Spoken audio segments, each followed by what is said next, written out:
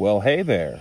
I'm Dirge McIntosh, Hamid Galliard of the Stargazer tribe, and I see you wanted to learn even more vampire lore than last time. Well, we already ran through all the mainstream clans that your average normie gets turned into when they're embraced to become one of the Kindred. So I guess this time we'll go through all the other kinds of vampires that you can find out there in the world that don't get nearly the same amount of screen time as the mainstream Children of Cain. So grab a seat, and let's begin part 2 of An Introduction to Vampire the Masquerade. Now, before we can get into the more alien kind of vampires there are in the World of Darkness, first there are a few minor bloodlines that have some attachment to the Camarilla or the Sabbat that we need to just get out of the way. Maybe it's just the Galliard in me, but I think the Daughters of Cacophony are pretty hot.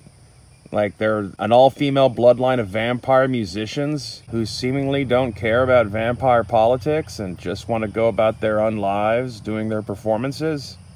I can appreciate that. As far as vampires go, they're pretty low impact. Beyond that, they still need to kill and murder and drink people's blood. But beyond that, they're pretty cool. The Kia said, vampires don't seem to know much about them. They're pretty bookwormish. They stick to themselves. They like to do research and have their own little libraries and all that kind of stuff. They're very clearly La Sombra that somehow managed to embrace a changeling or something, which seemed to have created this bloodline. They have several Fey-isms about them, including like little pointy ears and the fact that cold iron weapons cause them aggravated damage. Much like with the Harbingers of Skulls, whoever in the Kia said think that they're being cute by pretending that it's a mystery what they are, hasn't been studying the other denizens of the World of Darkness very much, because, it seems obvious to me, but hey, I guess the interesting thing about them is that they're a La Sombra offshoot of all things. You'd think they'd be like Gangrel or Ravnos. But no, the La Sombra. Good on them. I don't know who the Harbingers of Skulls think they're fooling, but they're very obviously some last surviving Cappadocians who've allied themselves with the Sabbat in the hopes that one day they can pull in some favors so that they can use the Sabbat as a weapon to get revenge on the Giovanni for the Giovanni diablerizing the rest of their clan. The pretense that it's a mystery is, it's not a novel I'm buying, let's say.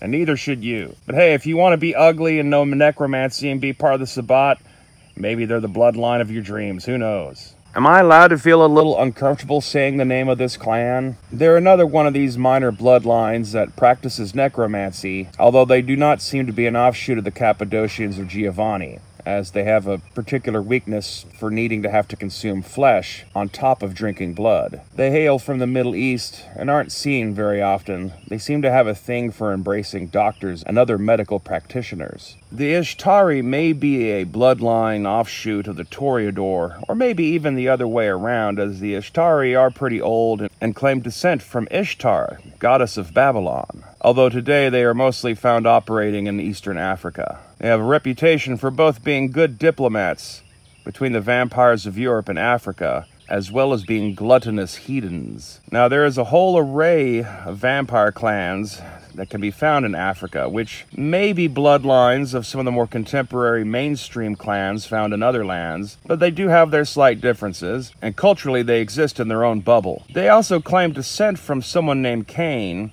but they spell it differently, and they seem less apocalyptic in attitude, more focused on maintaining tradition, which has caused division in recent centuries between the younger generations and their elders. Africa's clans refer to themselves as legacies, and many seem to operate in a hierarchy of sorts, better integrated with each other than the Kindred of the Camarilla or the Sabbat. Their dominant clan are the Guruhi. Their rule over the so-called Ebony Kingdom has remained constant for thousands of years. They in many ways resemble Ventrue in ability, save their powers to influence others also extend to animals, as well as humans. Their naturally traditionalist natures, however, pose them a problem as the mortals of their continent become better integrated in global economic politics. The Shango are the Guruhi's primary supporters, combination of warrior and weather shaman. They serve as judges and arbiters in the greater society of the vampire legacies of the Ebony Kingdom, taking their name from a West African god of rain and storm. As the La Sombra are to the Ventrue, the Jidundu are to the Gururi. This younger legacy of political upstarts has embraced modern times, betting on the power, wealth, and influence gained through such endeavors to help them dethrone the Guruhi and take their place. The Osibo are likely an offshoot of the Bruja, as they are very warlike and easy to anger. They serve as both the shock troops and guardians of the Guruhi's kingdoms. The Kenyoni are a semi-nomadic legacy of vampires, who are renowned for their supernatural speed and agility. Wait a minute, hold on. Does anyone else find it weird how many supernatural creatures come out of Africa whose entire specialty is that run fast? God, I guess we'll find out that Sonic the Hedgehog came from here. The Mulawatu are another possible offshoot of the original Cappadocians, as they practice necromancy and are also known for having an extraordinarily pale and cadaverous appearance. They prefer isolation, which is greatly assisted by their practice of necromancy. The Naglopers are a monstrous legacy, almost a sort of vampire that you would think the Tsimisi would have made, although they go back too far to be traced to Tsimisi hands. To say they do not get along with the other legacies of the Ebony Kingdoms is a gross understatement. Emphasis on the word gross. The Nakulu Zhao appear to be a last remnant of the old Salubri clan, and for their sake, let's hope the Tremere don't figure this out,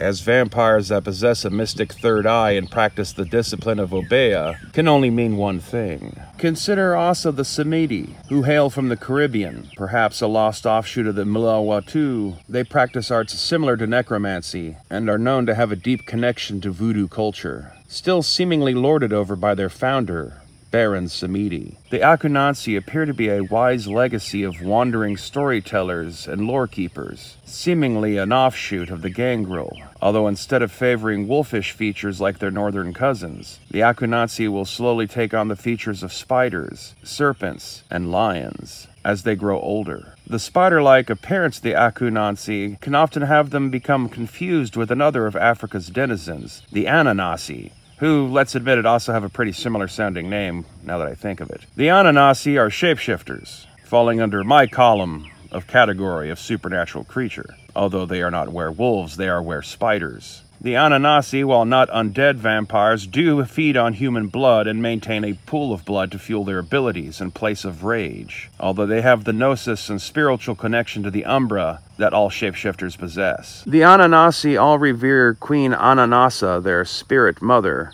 above all others, although they are divided into three aspects, somewhere between a tribe and an auspice, denoting which member of the triad they are most aligned with. The Tenir are Ananasi that align with the Weaver being the primary force of the universe that brings order, and her spirits often manifest in the form of spiders, drawing webs across the Umbra, holding it together, and locking things down in place. The Hatar are aligned with the Worm being the primordial force of entropy, which has been driven mad in recent centuries, becoming a major point of consternation for all shapeshifters, which in turn causes all the Ananasi to be viewed with suspicion when 1/3 of their number, or more, put themselves in the camp of our greatest foe. The Kamoti are the Ananasi of the wild being the spirit of raw chaos and creation. Then amongst the beast courts of the east there are the Kumo, the Japanese goblin spiders. Unlike the rest of the Ananasi, they have devoted themselves entirely to the worm, placing it even higher than Queen Ananasi in their estimation. And then finally there are the Kindred of the east,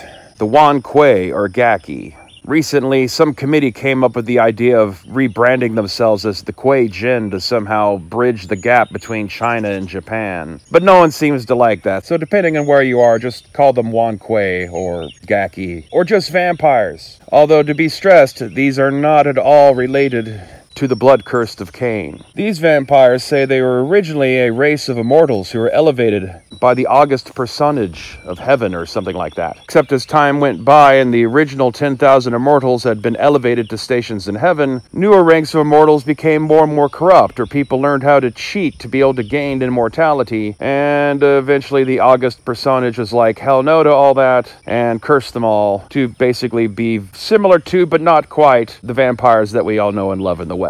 Instead of the embrace, they experience the second breath. They are not turned into vampires. They become vampires, as upon their death, they are people who find themselves in hell, or I guess one of the many hells that you find there, and yet had the willpower and the tenacity and the sheer ego to crawl their way back into their body and re-inhabit it, becoming one of the hungry dead. Instead of blood, they believe that they are gaining chi from their victims, which they can take from people in the form of blood or directly eating their flesh, and can even evolve up to a point where they can steal people's breath to gain their chi. Chi is divided by yin and yang, and similar to how ghosts are in the shadow world, perhaps a result of them having been dead for a brief amount of time, their inner dark side, their Po, has a much stronger presence in mind than it possessed during their mortal life. Because they are not embraced, there are no clans. Vampires of a given region will find themselves being subjects of the various august courts,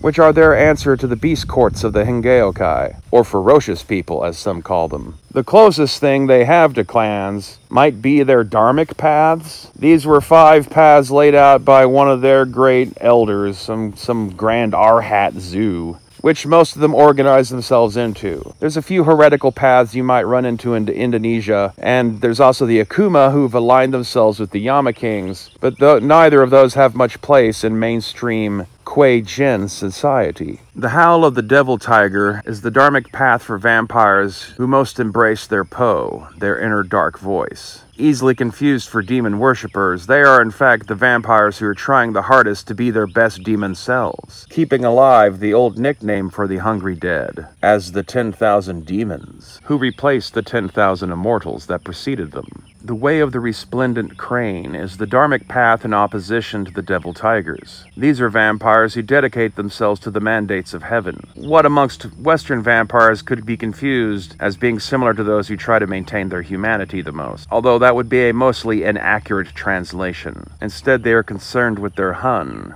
their higher self. The Path of 1,000 Whispers sits in the fulcrum point between Hun and Po, yin and yang. Of the various dharmic paths, they most try to embrace the teachings of all who surround them, in an effort to find balance between all extremes. The Song of the Shadow is the dharmic path that is focused around the use of yin chi, negative chi, dark side chi. Basically, these are your Sith, although there are far more than 2 of these guys at a time. And then last, but certainly not least, we have the Dance of the Thrashing Dragon. This is the dharmic path that relates to Yang, life force chi. These hungry dead can even go out in the sun from time to time, if they are infused with enough Yang energy, and have even been known to breach the wall between the mortal world and that of the spirits, making them the hungry dead most likely to be used as emissaries between the August courts and the Beast courts. And so that, I believe, is that. We've covered all the beings that walk the world of darkness that can be described as vampires. And good luck figuring out which is which when you run into them. Join us next time and we'll talk about some of the other supernatural creatures that will occasionally butt heads with the children of Cain. So hit like and subscribe, ring that bell, check out the link in the description box below, and thanks for watching. Experience the thrills of classic pulp action adventure in Expedition to Ancient Egypt, featuring a variety of sourcebooks to enhance your campaign. Now available in the Ancient Egypt compilation. Get yours today on Amazon.com or DriveThruRPG.